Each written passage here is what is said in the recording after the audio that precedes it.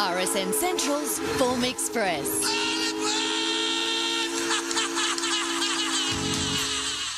This is the Form Express on your Monday morning, the 26th of July. Andrew May is with you right through until the end of RSN Central before Riley Phelan takes over with race day and all the action from around Australia. Now, we do have a bit of a break with the race-free week in Victoria at the moment, so we're going to head straight up to Scone. Harry White has all the form for us. Harry, good morning to you.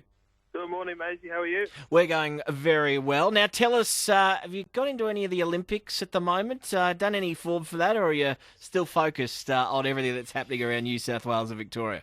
I generally just stay in my lane, Maisie, with the horse racing. And with all the kids at home during the lockdown, it makes it very, very hard to sort of have a look at anything else. But, yeah, well, if I had the chance, I would. But no betting markets for me for the Olympics, unfortunately. Do you get to, as a tipster, do you get to at least take a bit of a breather during this week and spend a little less time on it, or are you already looking forward to Saturday at the Valley?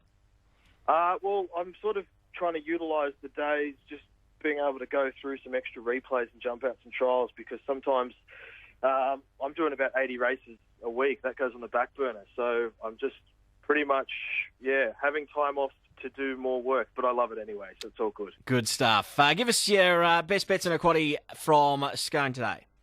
We'll kick off race 3 is my best. Number 3, Supreme Play. Went around as favourite here over the mile last time out. Was solid enough despite not winning. I think dropping back in trip seems the right move at this point. Her run over a similar distance range 2 back was quite good. And there's been a few key scratchings in the race, which I think means she really does look to be the one to beat now. So race 3, number 3. Next best, we'll go race 5, number 4, Artie's Aura. Won a trial nicely leading into her second prep. Was a dominant first up winner last prep. Then was beaten less than half a length second up in a handy form reference race before being tipped out for a spell. Really good draw. Looks the one to beat, noting Winkers go on. I think if we go race 3, number 3, race 5, number 4, we can get the wins. Quaddie, we'll go first leg 2, 3, 5, 10. Second leg 4, 5, 10. Third leg 1, 2, 5, 6. Last leg 2, 3, 5, 7. All right, Harry. Good luck today, and we'll chat to you again, no doubt, later in the week. Thanks, Maisie. Harry White there joining us from Sconey's Best Today, race 3, number 3. Hopefully we get the chocolates early. Now, Shana Marston was part of the form preview as well with Michael Felgate. These were her quaddie legs at Scone. So in the first leg at race number 4, I've just gone 2 and 16. I think the winner will be in one of those, and they look to be standout. So that is in the maiden, Eureka, and obviously 16 that I just spoke about. I can't see a winner coming outside of those. In race 5, 4, 5, 10, and 1, Artie's Aura, it is favourite for Cody Nesta. 5, Empowerment, I have that in there as well for Tracy Bartley. Number 10, The Storm in Me, I think it's not a bad option at 380, so they're all around that sort of mark. And I also threw in the top weight, but actually that has just come out from my numbers there. I apologise. So 4, 5, and 10 for the second leg. In the third, 6, 8, and 2, I think we'll get the winner in those. Princess Amira, horse number 8, Heredero, it's $15. I hope that gets across the line. And 2, Now You Know Me. And then in the final leg, 2, 8, and 7, Enamore, 8, Geloni, who is our favourite, and also 7, who's a bit of value, Bag Eater. So in racing today at Scone, in the last as well, Mitch Beer has a runner. Here's what he had to say on his chances. He's going great. I really like him today, to be honest. He's had excuses his first 2 back. Nothing's worked out for him. Back to the 1,000 now, rock hard fit with the shades on. The wetter the better. I'll probably really hope they go ahead today, mainly for this horse. I think it's his day today. I was actually at Coral. I've jumped ahead there in the Form Express, so Mitch Beer with plenty of confidence later on today. Hopefully we can find a winner too at Coral with Ian Humphreys. He joins us on the line. Ian, good morning to you. Good morning, Andrew. How are you going? We're going well. Now, give us your best today at Coral, plus the quaddie legs as well. Yeah, the best mate will go to race 3, number 8, Devil's Triangle. In a strong stable, he went on debut on the heavy ground and then was just beaten last time as an odds-on favourite. This is another strong Class 2.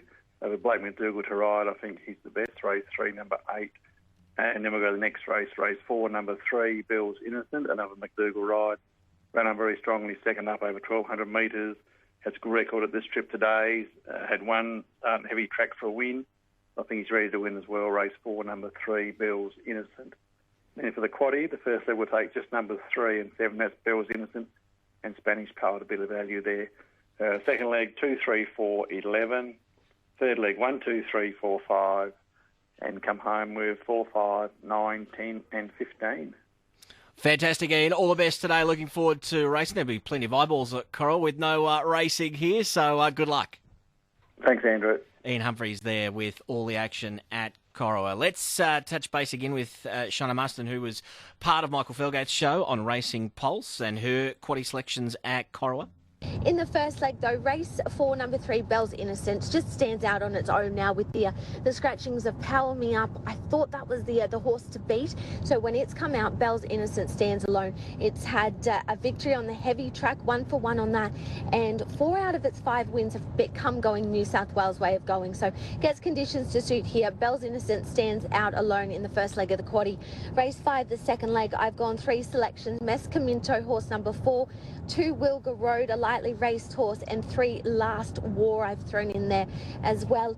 In the third leg, race 6, Okra, horse number 4, 1 Just Business, 2 Nuclear Energy. The winner will come out of those 3. And in the last leg, the tricky Benchmark 58, I've gone 9 Big Boys Girls, Sestina, horse number 8. There's Shauna Marston and her quaddie there at Coro this afternoon. Just repeating, that Mitch Beer best of the day was 7th Seal, race 7, number 4 at Coro, which will jump at 25 past 4. So good luck to the boys on the early mail. We won't hear the end of it if they get a winner interstate on the Breakfast Club. Time to check in with Dan Malecki, who will be calling all the action today at Maryborough in the harness world. Dan, good morning to you. Good morning, Andrew. Now, which way are we heading today for your best bet, and run us through your quaddie selections? Okay, well, early on, horse is a little bit short now, but I reckon it's the ideal anchor in your early quaddie. Race 2, number 4, Born to Boom. So that's race 2, horse 4. Early quaddie starts race 1, which is 11:35. I'm keen on Wingate Guy each way, race 3, number 7. So he might be the value bet for the day. And again, it's pretty early on, isn't it? So race 3, number 7, worth taking in your early quad. And the best then in the second half of the card, I think, is Lady in the Sky, which is race 6, number 2, was terrific, winning first up. And it's a good race. It's the Maryborough Trotters Oaks. It is a good race, but I think with a barrier draw advantage, Lady in the Sky can win race 6, number 2. And quaddie selections, the first leg, race 5, Andrew, I'm suggesting to take 2, 9, 10 and 11. Pretty wide. Second leg, just take the 2 on its own. Third leg, 3 and 9. And the fourth leg, 1, 8 and 9 for Maryborough. All right, Dan. How's your early quaddie form been? I didn't check in with how you went on Saturday. No. Caulfield, no good. Kilmore, very good. Oh, fantastic. It was a tough day on Saturday for all of us at Caulfield, so I think we're all reeling. Hopefully we can get it back at the Valley on this Saturday. Dan, thanks for your time. We look forward to hearing the first in about 10 or 15 minutes. Thanks, Andrew. Have a great day. Dan Malecki there at Maryborough Harness. Now, time to check in from the Greyhound world with George Ferrugia on the Form Express. George, good morning. Good morning, Maisie. How are you? I'm going well. We'll have a bit more of a chat later on with Off the Leash coming up after 12 o'clock today. But just before we get there, time to check in with your best of the day at both Ballarat and Shepparton. We'll start with Ballarat first, George. Yeah, beautiful. Just after the quaddie, race 9, number 5, Zipping Chuck. He's a greyhound who won pretty well at Geelong 4 starts ago, and he had some good placings in the lead up to that win, and they were pretty good. His last couple of starts have been a little bit below par, but I think he finds his race here. It's not an overly hard one, and despite the draw, I think if he brings anywhere near his best, he'll be hard to beat. So race 9, number 5. Quaddie numbers there today. Tough quaddie legs. 1, 2, 4 and 7 into 1, 3, 5 and 8 into 2, 4, 5 and 6 into 4, 7 and 8 to bring us home. Over to Shepparton tonight, race 10, number 1, Nitro Georgie. Has a lot of speed to burn, usually finds the front in her races, and she should be able to utilise that off the good draw here. She's got a talented greyhound drawn next to her in Sagacious, but the back-to-back wins in May and June were great, and if she runs up to anything like that, I think we found her race here. So race 10, number 1. Quaddie numbers 1 and 3 into 1, 3 and 8. Into 1 and 2, into 3, 4, 6 and 8 to bring us home. George, Shepparton as well today. Plenty of action there. Yeah. That Oh, last sorry. one was that last one was Shep. The first one was Ballarat. We only had Perfect. one for each, but good meeting at Shepparton. Probably some real quality going through those quaddie legs, as I mentioned. And we'll talk a lot more greyhounds later on in the morning with Off the Leash coming up very shortly. We'll chat to you then, George. Thanks for your time. No worries. Speak then, mate.